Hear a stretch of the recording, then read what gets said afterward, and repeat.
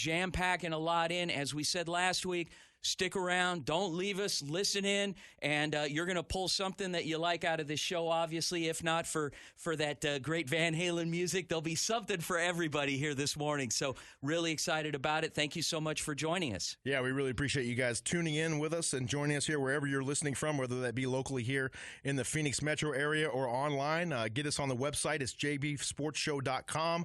You can also follow us on Twitter and Instagram at jvsportsshow. And Vince, I believe we have our first guest on the line here right now. It's Mr. Jason Verdugo from Hamline. Mitch, play our tag intro here. And now it's time for some NCAA D3 athletics. All right, and with us this morning is athletic director. I know. You're hearing that song for a reason. Those of you outside of the Metro Phoenix area or the state of Arizona, for that matter, will know that song or may not know that song, but that is the ASU fight song. And there's a reason we're playing that. Jason, good morning. Good morning. How you guys doing? Good, man. I haven't talked. You sound like it's 6 a.m. over there. It's 9 o'clock in Minnesota. What's the deal? Yeah, it is. I've actually been talking a lot over the last couple of weeks, so my voice is a little raspy, so I apologize for that. But no. We're excited to have you on. Welcome. I haven't talked to you in probably 25 years, man. How you been? I've been well. Okay. A lot of things since I've left Arizona have been good. I've been in Minnesota now going on year 19. It's been fantastic. Beautiful. Now, you grew up, so the reason why we played the ASU fight song is, number one, we're trying to we want more listeners here, obviously, so we're trying to play something for those ASU fans. But at the same time, you're an Arizona born-bred kid. You grew up in Tucson, right?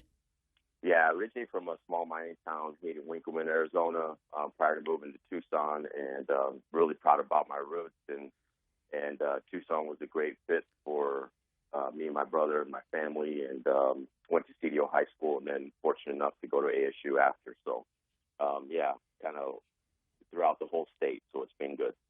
Two sports. Now, so you were a heck of a baseball player, and you played some quarterback. You were a gunslinger in your time. So what happened there? How did you decide, I'm going to go to ASU and play two sports? And first of all, leaving the Tucson metro area, it's a U of A Wildcat country. How'd you make that decision? Well, Coach told me at the time, and Jerry Kendall, the baseball coach, I mean, they recruited me exceptionally well. Grateful for them. They were outstanding men. But for me, going to ASU was always kind of a dream situation, dream school. So I always had a place in my heart for them. And, the recruiting process, they did fantastic. One of the things that was easier for me is the two kind of players of the year in football prior, if you remember Chris Hopkins and Mario Bates, they made the track up I-10, so it was a little easier to follow them. Pretty good running backs, I seem to remember. So talk a little bit about your time. You played for a couple of great coaches in both sports at ASU. You played, you were recruited and played for Jim Brock for a time, and then Pat Murphy, and then on the football field, obviously, the late, great Bruce Snyder. Man, it's near and dear to my heart. He's a good friend of mine as well, and gave me my opportunity and as a grad assistant from 95, 97. That's where I met you. But a little bit about both those guys. Yeah, I mean, they were Coach Brock was legendary, and his time at ASU speaks for itself, and even prior to that at the community college level. Pat Murphy, same thing. He was really somebody that helped me grow as a student athlete, and then Coach Snyder as well. So for me, I look at the staff, at ASU, at least even the assistant coaches to USGA and Ron English, all those guys made an impact on what I do today. Really a lot of talented group, Rod Marinelli. I mean, the names go on and on. So really a great group of guys, and I took something from everybody that, helped me in my coaching career, and more importantly now as an athletic director. Well, Coach Verdugo, switching sports momentarily, you got to Hamline with the Pipers, and you spent the first 11 seasons there as the head coach of the baseball team. You retired as the winningest coach in school history with over 200 wins. Talk about your time as the baseball coach there. Well, I mean, more than anything, it was an educational piece coming to Minnesota, not knowing really much about Division III. You have these perceptions that because scholarships aren't involved, that the talent level is much different. But certainly for us, I've learned very fast and continue to do that. I'm very proud of the caliber of play and talent, and then the balance along with education. A lot of great institutions in our conference, and then nationwide too. You hear about the those that are at the prominent level in dominance, like Mount Union and so on and so forth. But beyond that, in all of sports, it's really a good landing spot. It's a great fit for kids that want to continue to play, and more importantly, you'll find very fast how talented the level is as well. Now, Coach Verdugo, you mentioned a moment ago about scholarships. For those of you that are not aware, at the D3 level, there are no athletic scholarships. So all these guys are going out there on pure heart and hustle. And talk a little bit about how that changes the mentality for some of these athletes when they come in there and they can truly compete for a job, and they really are competing for a lot more than just a position on the team. Yeah, the focal point immediately becomes, more about what's going to happen after the educational piece. I mean, obviously, athletics is extremely important. I would say the one thing that's changed in my time in the 19 years, how we recruit Division III athletes. I mean, we're recruiting them at the same clip in terms of reaching out, home visits, calls, email, aggressively pursuing them as much as like a Division I process, really.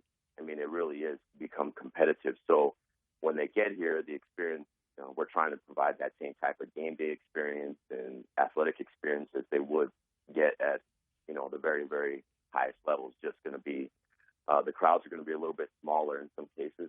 So for them, the focal point is, again, there's always that pie in the sky, that the potential what ifs. I mean, I've had a couple kids that played for me that played professionally on the baseball side and had opportunities to play in the minor league systems. And so there's always that little carrot, but more importantly, they're thinking about, that next 30 years of their life from a job standpoint. Once again, speaking to Hamline University out of St. Paul, Minnesota, the athletic director and Arizona boy, Jason Verdugo. Jason, another question for you. Got a really nice email from your football recruiting coordinator, Coach Todd Olson, talking about really wanting to make an impact and already being able to pull some kids out of the state of Arizona. Your recruiting efforts here, how has that gone in all sports for that matter? What's the draw to pull kids out of Arizona to come up to St. Paul?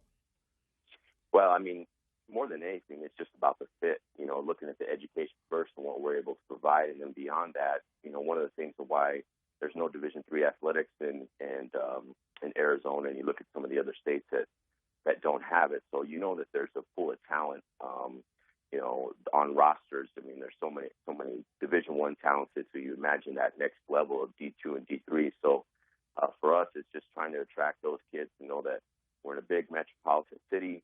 We're playing a great conference. Beyond that, they're going to have a great experience, and the student-athlete experience is going to be exceptionally good. And then more than anything, they're going to get to continue to play for, the next 4 years of their life, which, again, for some, they may not think that it's done with. So for us, there's just providing opportunity and know that they're going to have a great experience, and, we're going to make it as good as possible. Well, and the other thing about the university is that, you're 2,200 students thereabouts, right next to a major metropolitan area there in St. Paul, Minneapolis, and it's a great environment. The weather is beautiful, except the winter gets a little cold, I'm sure, but yeah. But no, yeah, definitely. We're really excited that you joined us this morning. Very excited to have Hamline as a part of our listenership, and we hope to talk to you more so down the road. Jason, congratulations, and we look forward to speaking to you again. Guys, thank you so much, and more importantly, thanks for covering the everything else besides Division I. We really appreciate it. Thank you so much. Well, thank you again, Coach Verdugo from Hamline, the Pipers up there in St. Paul, Minnesota.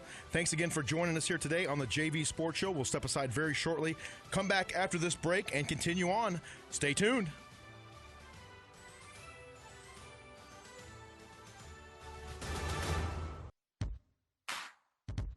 When's the last time you've been fishing? Cast a line and hang out with the fish. Jeff Aaron, Tuesday nights on Last Call with the Fish. The fun begins at 8 p.m. here on KDUS AM 1060.